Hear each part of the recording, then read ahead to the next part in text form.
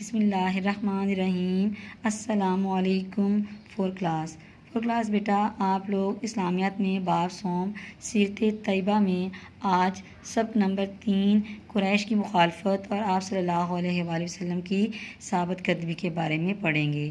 بیٹا اس سے پہلے سبق نمبر 1 میں نزول وحی میں آپ نے پڑھا کہ آپ صلی اللہ علیہ وآلہ وسلم پر پہلی وحی نازل ہوئی تو اللہ تعالیٰ نے آپ صلی اللہ علیہ وآلہ وسلم کو لوگوں کو اللہ کی تبلیغ کا حکم دیا۔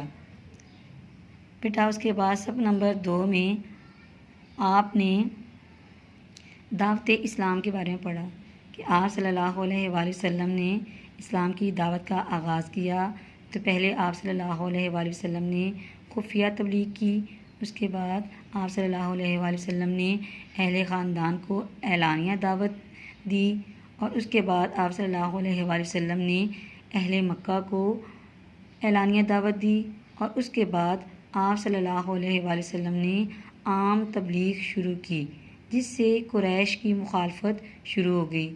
آج ہم اس سبق میں قریش کی مخالفت اور آپ صلی اللہ علیہ وآلہ وسلم کی ثابت قدمی کے بارے میں پڑھتے ہیں۔ پہلے ہم اس کے سب کی ریڈنگ کریں گے اور اس کے بعد اس کے مشقی سوالات۔ قریش کی مخالفت۔ اعلان نبوت سے پہلے اہل مکہ حضور اکرم صلی اللہ علیہ وآلہ وسلم کا بڑا احترام کرتے تھے۔ وہ آپ صلی اللہ علیہ وآلہ وسلم کو صادق اور امین کہتے تھے، لیکن جو ہی آپ صلی اللہ علیہ وآلہ وسلم نے لوگوں کو صرف ایک اللہ تعالیٰ کی طرف بلایا اور انہیں بت پرستی اور شرک سے منع فرمایا تو وہ بھڑک اٹھے اور آپ صلی اللہ علیہ وآلہ وسلم کے سخت مخالف ہو گئے۔ وہ آپ صلی اللہ علیہ وآلہ وسلم سے بد کلامی کرتے، آپ صلی اللہ علیہ وآلہ وسلم کو شاعر اور دیوانہ کہتے، آپ صلی اللہ علیہ وآلہ وسلم کے راستے میں کانٹے بچھاتے۔ جی بیٹا، اعلان نبوت سے پہلے اہل مکہ آپ صلی اللہ علیہ وآلہ وسلم کا بڑا احترام کرتے تھے۔ آپ صلی اللہ علیہ وآلہ وسلم کو صادق اور امین کہتے تھے، یعنی اپنی امانتیں آپ صلی اللہ علیہ وآلہ وسلم کے پاس رکھواتے۔ لیکن جیسے ہی آپ نے تبلیغ کا کام شروع کیا اور ایک اللہ کی دعوت دی تو وہ لوگ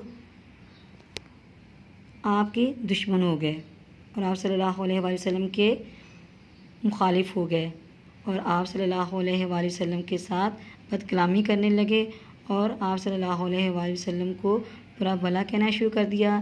کبھی وہ آپ صلی اللہ علیہ وآلہ وسلم کو شاعر اور دیوانہ کہتے اور آپ صلی اللہ علیہ وآلہ وسلم کے راستے میں کانٹے بچھاتے۔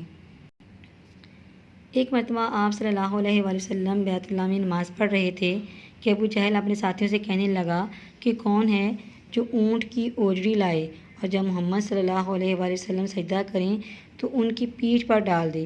یہ سن کر عقبہ بن ابی معیط اٹھا اور کچھ کافروں کے ساتھ مل کر اونٹ کی اوجڑی لے آیا۔ جب آپ صلی اللہ علیہ وآلہ وسلم سجدہ میں گئے تو اس نے وہ اوجڑی آپ صلی اللہ علیہ وآلہ وسلم کے دونوں کندھوں کے درمیان ڈال دی۔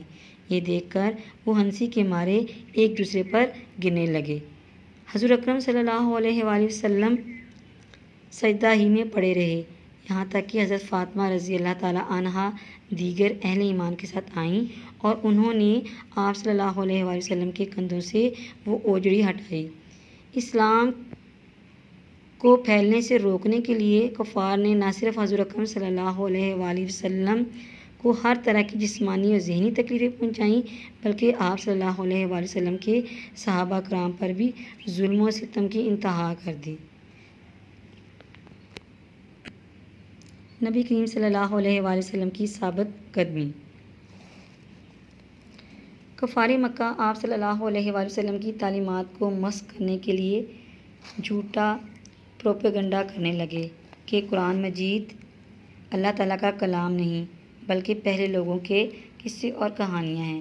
جب قریش نے آپ صلی اللہ علیہ وآلہ وسلم کے چچا حضرت ابو طالب سے کہا کہ آپ صلی اللہ علیہ وآلہ وسلم کو تبلیغ کے کام سے روکیں تو آپ صلی اللہ علیہ وآلہ وسلم نے اپنے محترم چچا سے فرمایا، اللہ کی قسم اگر یہ لوگ میرے دائیں ہاتھ پر سورج اور بائیں ہاتھ پر چاند بھی رکھ دیں پھر بھی میں اپنا کام جاری رکھوں گا، یہاں تک کہ اسلام پھیل جائے یا اسلام پھیلاتے ہوئے میری جان چلی جائے۔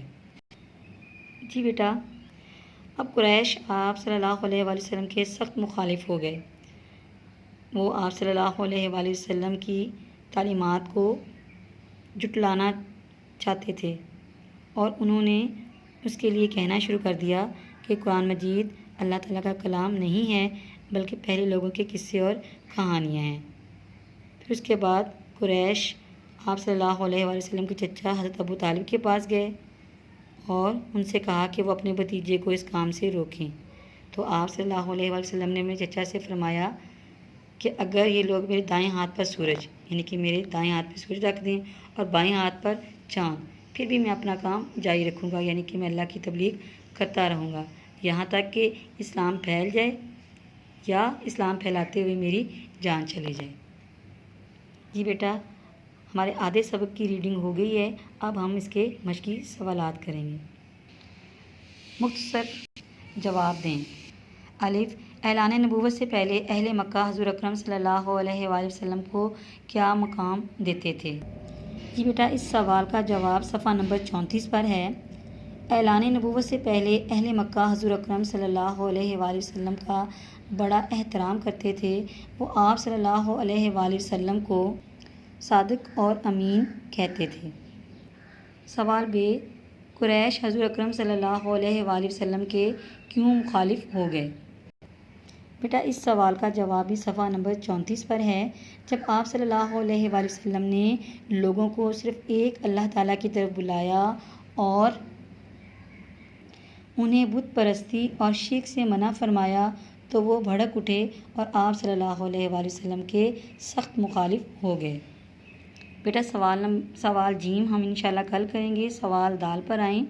آپ صلی اللہ علیہ وآلہ وسلم نے حضرت ابو طالب کو کیا جواب دیا؟ آپ صلی اللہ علیہ وآلہ وسلم نے اپنے محترم چچا سے فرمایا، اللہ کی قسم اگر یہ لوگ میرے دائیں ہاتھ پر سورج اور بائیں ہاتھ پر چاند بھی رکھ دیں پھر بھی میں اپنا کام جاری رکھوں گا یہاں تک کہ اسلام پھیل جائے یا اسلام پھیلاتے ہوئے میری جان چلی جائے۔ بیٹا، قریش کی مخالفت اور آپ صلی اللہ علیہ وآلہ وسلم کی ثابت قدمی کے کروائے گئے تینوں سوالات اچھے طریقے سے